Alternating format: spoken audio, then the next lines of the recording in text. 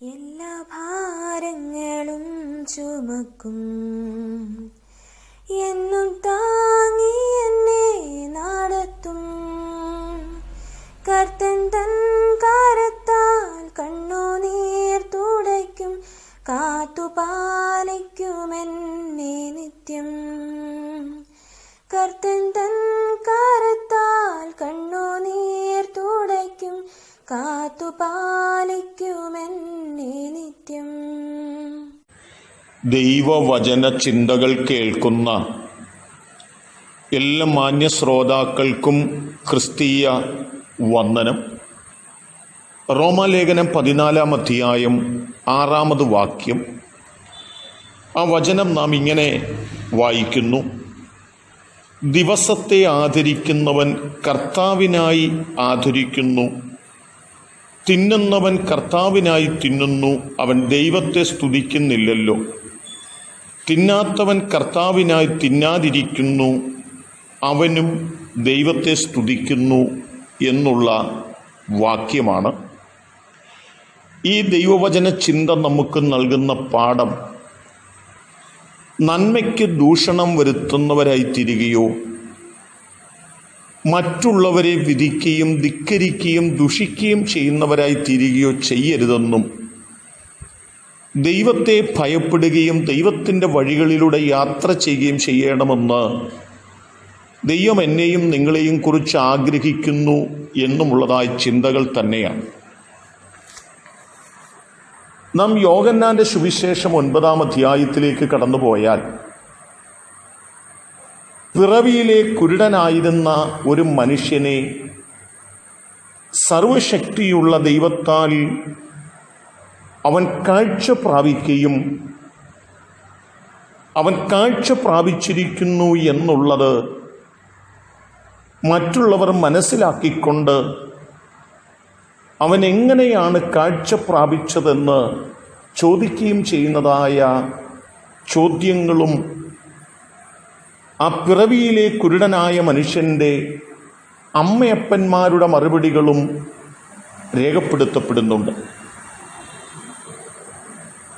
അവർ യഹൂദന്മാരെ പേടിച്ചിട്ട് പറഞ്ഞതായ ഉത്തരങ്ങളുടെ മുൻപിൽ ആ കുരുടനായി പിറന്നിരുന്ന മനുഷ്യനോട് തന്നെ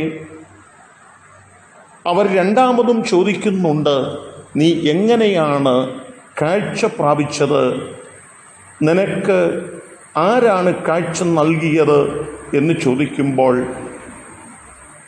ആ മനുഷ്യൻ അവരോട് ഓർമ്മപ്പെടുത്തുന്നത്, നിങ്ങൾക്കും അവൻ്റെ ശിഷ്യരാകുവാൻ മനസ്സുണ്ടോ, താല്പര്യമുണ്ടോ എന്നുള്ളതായ ചോദ്യമാണ്.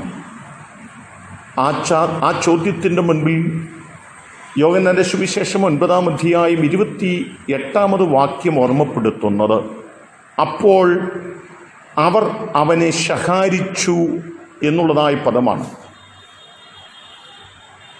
ദൈവത്തിങ്കൽ നിന്ന് ഒരു വിടുതലും നന്മയും അനുഭവിച്ചിരിക്കുന്ന പിറവിയിലെ കുരുടനായി മനുഷ്യനെ